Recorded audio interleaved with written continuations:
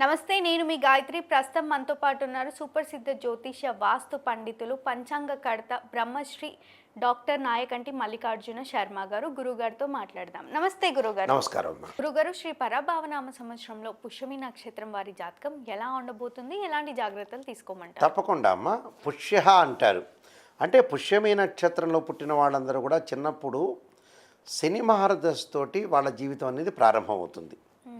అంటే శని స్టార్టింగ్ వాళ్ళకి శని మహారదశ అనేది ప్రారంభమవుతుంది 19 సంవత్సరాలు. అయితే పుష్యమి నక్షత్రంలో జన్మించిన వాళ్ళకి సహజంగా కర్కాటక రాశి అవుతారు.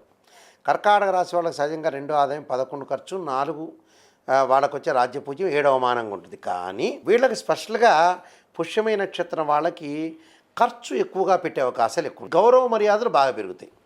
ఖర్చు ఏమో బాగా పెరుగుతుంది, గౌరవ మర్యాదలు పెరుగుతాయి.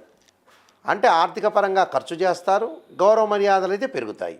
అయితే రోగ భయం అనేది వెంటాడుతుంటుంది వీళ్ళకి. ఆరోగ్యపరంగా కొన్ని ఇబ్బందులు కలుగుతుంది. అంటే హాస్పిటలైజేషన్కి కొంత ధనాన్ని ఖర్చు పెడతారు వీళ్ళు.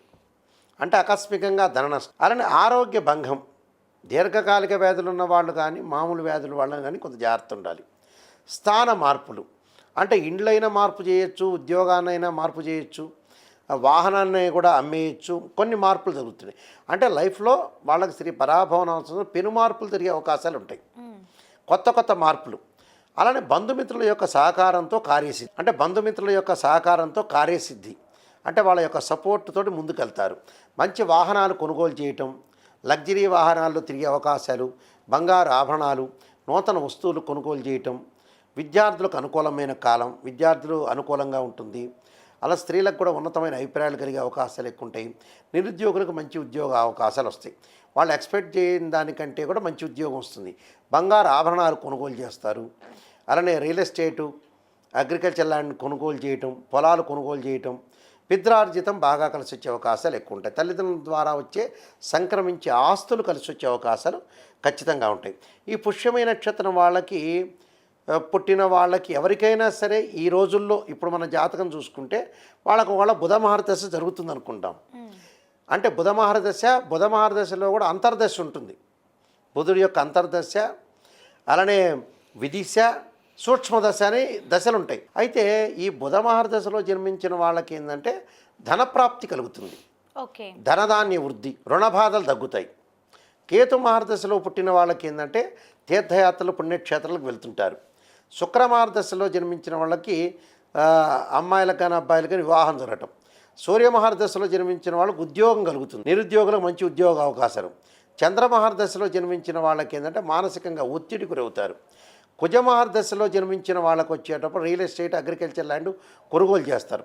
రాహు దశలో జరుగుతుందనుకోండి వాళ్ళకి, ఈ నక్షత్రం వాళ్ళకు వచ్చేటప్పటికల్లా విదేశాలకు వెళ్ళే అవకాశాలు ఎక్కువ ఉంటాయి. గురు మహారదశలో జన్మించారనుకోండి లాభము, విజయం కలగటం ఒకటి. శని మహారదశలో జన్మించిన వాళ్ళకి అనారోగ్యం కలిగే అవకాశాలు ఖచ్చితంగా ఉంటాయి. కాబట్టి కొన్ని పరిహారాలు చేసుకొని ముందుకు వెళ్తే వాళ్ళకి మంచి జరిగే అవకాశాలు ఖచ్చితంగా ఉంటాయి. ఎలాంటి పరిహారాలు పాటించమంటారు?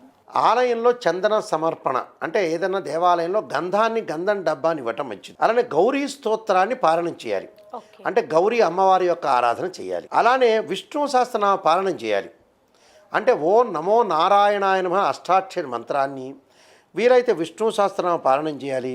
అలానే అష్టాక్షరి మంత్రంతో హోమం చేయాలి. నారాయణ మంత్రంతో ఓం నమో నారాయణాయ నమః అనే అష్టాక్షరి మంత్రంతో హోమం చేయాలి.